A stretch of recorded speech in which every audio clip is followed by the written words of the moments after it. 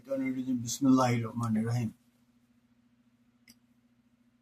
নতুন অন্তর্বর্তী সরকারকে স্বাগত জানিয়ে বাংলাদেশ মানব জোটের পক্ষ থেকে আমি কাজী মোশাররফ হোসেন, লস এঞ্জেলেস থেকে শিক্ষা সংস্কার সংক্রান্ত কিছু কথাবার্তা।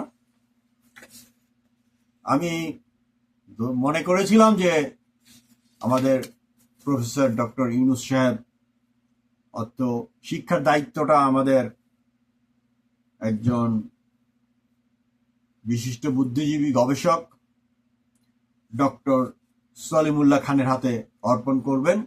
যাই হোক, এই মিনিস্ট্রিটা এখনো তার হাতে আছে। আমরা আশা করতেই পারি যে তিনি যদি অন্তর্বর্তীকালীন সরকার বড় করেন, হয়তো তিনি সেখানে কাজ করা অনুমতি বা দেশ সেবার অনুমতি পেতেও পারেন। এই ভদ্রলোক তার কথায় বার্তায় সবসময় বলেন ঢাকা ভার্সিটি কলেজ, মানে তিনি এই কলেজ, তার কথিত এই কলেজ থেকে পাশ করে এসেছেন, আমেরিকায় এসেছেন, ডক্টরেট করেছেন। তার কাছে মনে হয়েছে এইখানকার কলেজগুলোর চেয়ে, এখানকার ভার্সিটিগুলোর তুলনায় ওটা একটি কলেজ মাত্র। আমার কথা হলো যে বাংলাদেশের যে শিক্ষা ব্যবস্থা, এটাকে আমূল পরিবর্তন করতে হবে। মানে সেটা কিরকম? এটা আমার বাংলাদেশ মানব জোট, আমরা যদি আল্লাহর হুকুমে কোনোদিন সেখানে যাই, প্রথমে প্রত্যেকটা গ্রাম এবং ওয়ার্ডে শিশু প্রথম শ্রেণী প্রথম শ্রেণী সব মিলিয়ে ক্লাস 3 পর্যন্ত প্রত্যেকটা গ্রাম বা ওয়ার্ডে একটি শিক্ষালয় থাকবে। সেখানের প্রত্যেকটি শিক্ষক হবে মহিলা, এবং এই বাচ্চাদেরকে মায়ের আদরে তাদেরকে পড়াতে হবে। তারা ওখান থেকে একটু একটু বাংলা শিখবে, একটু একটু অঙ্ক শিখবে, আর আরবি ভাষা শিখবে। কেন? কারণ 90-92% মুসলিম দেশে আমাদের সবারই এই ভাষাটি জানা উচিত। কোরআন শরীফটা কিভাবে পড়া হয় এটা শেখা উচিত। আমরা শিখবো ভাষার আকারে, এবং সেখানে অন্তত 5-10টি সূরা, কিছু দোয়া বা নামাজের রীতিনীতি থাকতেই পারে। তবে আমাদের বাংলা শিখবো, সাথে ওই আরবি ভাষা, গণিত, বাংলা ক্লাস 3য় শ্রেণী পর্যন্ত স্ট্যান্ডার্ড যে গণিতটা আছে আমাদের দেশে সেইটা থাকবে। ইংরেজিটাও থাকতে পারে সামান্য পরিমাণ, কিন্তু ইংরেজি যেটা ক্লাস 1 বা গ্রেড 1টা শুরু হবে ক্লাস 4 থেকে। ইংরেজির গ্রেড 1টা শুরু হবে ক্লাস 4 থেকে রেগুলার। কাজেই এই অবস্থায় ক্লাস 3 পর্যন্ত যদি কেউ আরবি এবং বাংলা পড়ে, ইংরেজি না পড়ে, সেই ক্ষেত্রে তার 4র্থ শ্রেণীতে ভর্তি হওয়ার কোনো অসুবিধা হবে না বা করতে হবে। এইখানে সে ক্লাস 4-এ যে সে আর অঙ্ক বাংলায় যেটা আছে সেটা আর করবে না। সেখানে সে বীজগণিত দিয়ে শুরু করবে, বীজগণিত দিয়ে এবং অন্যান্য ম্যাথ দিয়ে শুরু করবে, এবং ইংরেজির ক্লাসটা ওখান থেকে শুরু হবে। এবং ইংরেজির ক্লাস হবে 3 ধরনের। কিভাবে ভোকাবুলারি বাড়ানো যায়, মানে ইংরেজি বই, অথবা আমাদের যে সমাজ বা জিওগ্রাফির একটি বই থাকবে, যেটা থাকবে পুরাই ইংরেজিতে, ছোট ছোট ছোট ছোট বাক্য দিয়ে ইংরেজি বইয়ের মাধ্যমে থাকবে। আর ইংরেজি র্যাপিড রিডার, উচ্চারণ, এগুলো তো থাকতেই হবে। এই ক্ষেত্রে 12 গ্রেড পর্যন্ত তার যে পাঠ্যক্রম থাকবে ইংলিশের, সেটা American English as a second ল্যাঙ্গুয়েজের যে কোর্সটা আছে, 5th গ্রেড বা 6th গ্রেড, ESL 6 পর্যন্ত ইংলিশ ল্যাঙ্গুয়েজ যে 6th গ্রেড পর্যন্ত এখানে যে কারিকুলামটা আছে, বই পুস্তক আছে, সব এই USA থেকে নিয়ে যেতে হবে। এখানে ইংরেজি মোস্ট মডারেট এবং মোস্ট ইজি তাহলে আমাদের 12 গ্রেড পর্যন্ত শর্ত থাকবে যে তাকে স্ট্যান্ডার্ড ইএসএল এর 5 বা 6 গ্রেড অতিক্রম করতে হবে, এবং প্রত্যেকটা যে প্রাইমারি স্কুলগুলো আছে দরকার মতো সেখানে যেটা 5 আছে, কিছু কিছু 5 থাকবে, কিছু কিছু 8 থাকবে, এবং হাই স্কুলটা হয়ে যাবে 8 থেকে 12 গ্রেড পর্যন্ত। এবং এই 12 গ্রেড যে আমরা যে 6 গ্রেড করলাম, ক্লাস 10 পর্যন্ত ইংলিশটা হয়ে যাওয়ার কথা, 6 গ্রেড পর্যন্ত যে ESL 6 পর্যন্ত কমপ্লিট হয়ে যাওয়ার কথা। পরের 2 বছর মানে 11 এবং 12-এ তারা কোনো প্রকার অন্য ভাষা শিখবে না, এখানে পুরোপুরি তারা জোর দেবে বাংলা ভাষা সবকিছু শিখবে তারা। যখন তারা মনে করবে যে না এইবার আমি ভার্সিটির একটি উচ্চতর ডিগ্রি নেব, তখন তাকে স্ট্যান্ডার্ড বাংলা মানে নথিপত্রে বা আর্টিকেল লিখতে যে ধরনের বাংলা সেটা শিখতে হবে, এবং এই 4 বছরের মধ্যে ইংরেজিটাকে এমনভাবে রাখতে হবে যে সে ওই ইংরেজিটা এমনভাবে ফ্যাসিলিটেট করা থাকবে প্রত্যেকটা ইউনিভার্সিটি যে সে ওখান থেকে যেন লিখতে এসে লেখার মতো ক্যাপাবিলিটি তার হয়, এবং এটা না হইলে বাংলা এবং ইংরেজিতে সে কোনো সার্টিফিকেট পাবে না। He will not get A certificate for bachelor degree course. এবং এর সাথে আর একটা জিনিস অ্যাড করতে হবে আমাদের, সেটা হলো এই যে আমাদের টার্গেট থাকবে যে আমাদের যে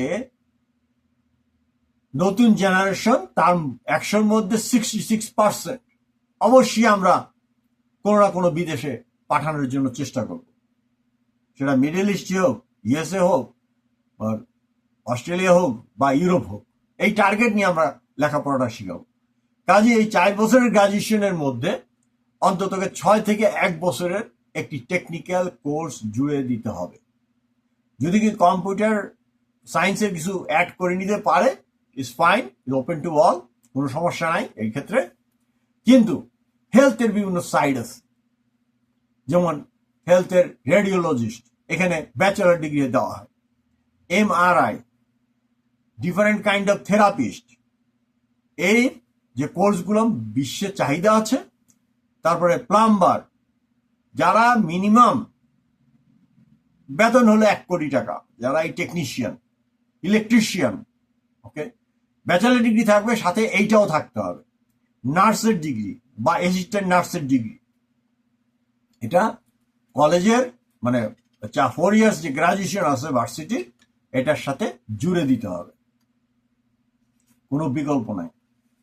আর একটা হলো এই যে পূর্ণাঙ্গ ইউনিভার্সিটি, ডক্টর সলিমুল্লাহ খান প্রায়ই বলে থাকেন, ঢাকা ইউনিভার্সিটিতে মেডিকেল সায়েন্স ওখানে পড়াইতে হবে, ইঞ্জিনিয়ারিং সায়েন্স পড়াইতে হবে, এবং ওই প্রাইমারি স্কুলের টিচার বানানোর যেগুলো সাবজেক্টগুলো আছে, পৌরনীতি, অর্থনীতি, রাজনীতি, তারপরে ফিলোসফি, দার্শনিক, অ্যারাবিক ল্যাঙ্গুয়েজ, বাংলা ল্যাঙ্গুয়েজ, ইংরেজি ল্যাঙ্গুয়েজ, এদের ক্লাস হবে সপ্তাহে 3 দিন, শুক্র, শনি, রবি, মানে 7 দিন ইউনিভার্সিটি খোলা রাখবে। সমস্যা কি? আপনার তো কাজই করবেন 3 দিন। যারা এই সাবজেক্টগুলো পড়াবেন তাদের বলবো একটু সময় লাগতে পারে, সব ক্লাসগুলো হবে অনলাইনে। সপ্তাহে বা মাসে 1 দিন স্টুডেন্টরা যাবে, ওখানে যাবে এবং টিচারের লেকচার অনলাইনে থাকবে, ওখানে যাবে, টিচার পরীক্ষা নেবে। আর যারা science student, medical student, engineering student, তারা 4 দিন ক্লাস করবেন, মানডে,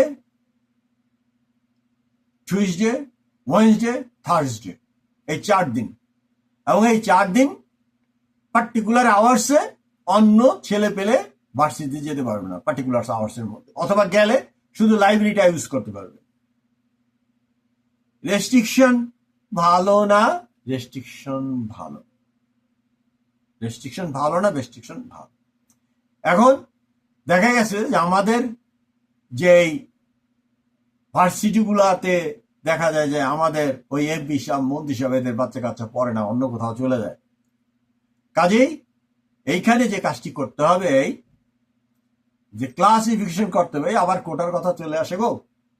এইখানে কোটার কথা এই কারণে চলে আসে, আমার আয়ের ইনকাম লেভেলটা দেখতে হবে যে কোন ইনকামে কত টাকা বেতন হবে। সবাই 10 টাকা বা 100 টাকা বেতন দিয়ে পড়বে ভার্সিটিতে, নো। আমার গবেষণার টাকা কোত্থেকে আসবে? দেখা গেল যে আমার বিদেশি স্টুডেন্ট, দেখ শোনা যায় যে লস এঞ্জেলেস যেটা আছে, ইউনিভার্সিটি অফ ক্যালিফোর্নিয়া লস এঞ্জেলেসে 40% ছেলে মেয়ে বিদেশ থেকে আইসা পড়ে, কারণ তারা ফান্ড কালেকশন করে এটার সচ্ছলতার জন্য। আমার ঢাকা ইউনিভার্সিটিতে বা এরকম নাম করা যে পাবলিক ইউনিভার্সিটিগুলো আছে, ঢাকা, চট্টগ্রাম, রাজশাহী, খুলনা, ময়মনসিংহ কৃষি ইউনিভার্সিটি, এগুলোতে আমরা এরকম 30-40% কি করব, বিদেশি স্টুডেন্টের জন্য আমরা খোলা রাখবো এবং সেখান থেকে আমরা আয় করব। আর একটা হলো এই, যাদের সচ্ছলতা আছে তারাও যদি ন্যূনতম যোগ্যতা থাকে পড়বে, এবং সেটা ওই বিদেশি একই রকম পয়সা খরচ তাদের করতে হবে, ফি তাদেরকে দিতে হবে। তখন আমরা রিসার্চের জন্য ফান্ড পাবো। শুধু সব সমান করে দাও, বৈষম্য সমান করে দাও, বৈষম্য সমান করলে তো হবে না ভাই। কিছু কিছু জায়গায় অবশ্যই বৈষম্যটা রাখতে হবে, নইলে আপনি আগাতে পারবেন না। আল্লাহ দেখেন যে হাতের 5টা আঙ্গুল, গ্রাম দেশে বলে আর কি, হাতের 5 আঙ্গুলই সমান না, আপনি বৈষম্য কেমনে ইয়ে করবেন? তাহলে আমাদের যে এইভাবে আমাদের শিক্ষায়তনগুলোকে সুন্দর করতে হবে, পরিবেশ সুন্দর করতে হবে, সবকিছু সুন্দর করতে হবে। ওইখানে ট্রাই সাইকেল করতে হবে, যাতে ওই এখান থেকে ইউনিভার্সিটির মধ্যে এক থেকে আরেক ক্যাম্পাসে যেতে পারে স্টুডেন্টরা বা মেয়েরা, হোয়াট এভার। আরেকটা হলো এই যে কিছু কিছু ক্ষেত্রে যখন দেখা যাবে যে প্রাইস হাই হয়ে গেছে বা দাম বেশি দিতে হইতেছে, হ্যাঁ কিছু টাকা লোন করবে, কিছু টাকা হেল্প আসবে, এরকম ভাবে এটাকে তৈরি করতে হবে। শিক্ষাক্ষেত্রে কোনো প্রকার প্রাইভেট আমাদের জাতিটাকে নষ্ট করে ফেলাইছে। এখানে আমি রেফারেন্স দিতে চাইলাম না এবং চাইও না। তারা একটি ক্লাস করতেও আমার হেল্প নেয় নাই। আমার 2টা ছেলে ব্যাচেলার ডিগ্রি করেছে এখানে, এমএসসি, দুজনেই বিএসসি, সরি। কিন্তু তারা, আমি বহুবার বলেছি ইউ নিড হেল্প, নো, তাদের এক কথা। কিন্তু আমাদের দেশে দেখতে হবে যে এখনো প্রচুর লোক যারা নিম্ন আয়ের, এই হাই স্কুল লেভেলে সে চলে যাবে, দেখা গেলো তার উইক রয়ে গেছে 7-8, তার ম্যাথে উইক রয়ে গেছে, বিজ্ঞানে উইক রয়ে গেছে। এই মিডল স্কুলে এবং হাই স্কুলে ব্যাকআপ টিচার রাখতে হবে বা সাবস্টিটিউট টিচার রাখতে হবে, যারা আফটার আওয়ার্সে এসে এই ছেলে পেলেগুলাকে নিয়ে বসবে এবং তাদেরকে প্রশিক্ষিত করবে যে কার কোন জায়গায় আছে, ব্যাকআপটা দিতে হবে। কোনো প্রকার প্রাইভেট নিষিদ্ধ ঘোষণা করা হবে। কেউ যদি পড়ায় আর কেউ যদি পড়ে, জরিমানাটা একটু গতানুগতের বাইরে করেন, ঠিক আছে? যেমন জরিমানা হবে জানতে পারলে 5 লাখ টাকা, ওই 1000 না। কারণ আপনি যখন জরিমানাটা করবেন এমন উচ্চতায় নিয়ে যাবেন, এবং যত একাডেমিক যে জিনিসগুলো আছে অবশ্যই আমেরিকার থেকে নিয়ে যান এবং হুবাহু কপি করেন বাংলায়। ডিগ্রি লেভেল পর্যন্ত শুধু ইংলিশের বিষয়গুলো বা অন্য ভাষা, আমি বলেছি যে আমাকে ভাষা শিখতে হবে, সেটা শুধু ইংলিশ না। ইংলিশ আমার 5 স্ট্যান্ডার্ড বা ESL 6 গ্রেড পর্যন্ত হবে, কিন্তু ভার্সিটিতে যে সে নিজে চুজ করবে, সে অন্য কোনো ভাষায় ইংরেজির দক্ষতা লাভ করতে চায় না, চায় কিনা। যেমন আমাদের মাদারপুর এলাকায় এখন সব ইতালি ইতালি ইতালি, তা সব যদি ইতালি যায়, আমার তো ইতালি ভাষাটা শিখে গেলে হয়। কাজে আমার সেখানে ইংরেজিতে গুরুত্ব দেওয়ার দরকার নাই ওইখানটার জন্য। হ্যাঁ, সিলেটের লোকের জন্য English is good, very good. আবার কিছু লোক এখন যাচ্ছে জার্মানিতে, ওই লোকগুলোর তো আমার দরকার জার্মানি ভাষা শেখানোর জন্য। হ্যাঁ, কিছু লোক যাচ্ছে পর্তুগালে, সেখানে পর্তুগিজ ভাষার দরকার। হিসপ্যানিক কান্ট্রি আছে প্রায় অন্তত গোটা 30 আছে মনে হয় অলমোস্ট। ওই কান্ট্রিগুলোতে যে যাবে ব্যবসা বাণিজ্য, জমি ক্ষেত করা, চাষাবাদের জন্য বা অনেক পরিমাণ জমি কেনার জন্য, যেমন ব্রাজিল, আর্জেন্টিনা, হাজার হাজার একর জমি পড়ে আছে। আমি দেখি তো মাঝে মাঝে ভিডিওতে দেখা যায় যে সেই আফ্রিকাতে চলে গেছে, হাঁটতেছে, ঘুরতেছে, কৃষিকাজ করতেছে, গরুর খামার করতেছে। মাশাল্লাহ, মাশাল্লাহ, মাশাল্লাহ। তো আমার এই বাঙালি সারা পৃথিবীতে ইনশাল্লাহ ছড়িয়ে যাবে, তার জন্য কাজ করতে হবে। সবাই খালি প্রফিটের ধান্দা করেন, ধান্দাটা একটু কমান, জনগণের সেবাটা করেন। ইনশাল্লাহ দেশ শুধু ঘুরে দাঁড়াবে না, বিশ্বের মানচিত্রে আমাদের দেশটা তো তলিয়ে যাবে, আপনার 1/3 বা 2/3 ডুবে যাবে। কাজেই আমাদের তো অবশ্যই সারা পৃথিবীর কাছে আমরা গ্লোবালি এই আহ্বান জানাইতে পারি যে আমাদের লোকগুলা গেলে তোরা একটু হেল্প কর, জমি দিয়া পারো, চাকরি দিয়া পারো, ঠিক আছে? তা আশা করি যে এই ক্ষেত্রে আমাদেরকে যে শিক্ষা সংস্কারটা করতে হবে। আগে আমরা পড়তাম 81 সালের দিকে পড়তাম brain drain, brain drain, brain drain. না, ব্রেন ড্রেন না, এখন জিনিসটা ঘুরে গেছে।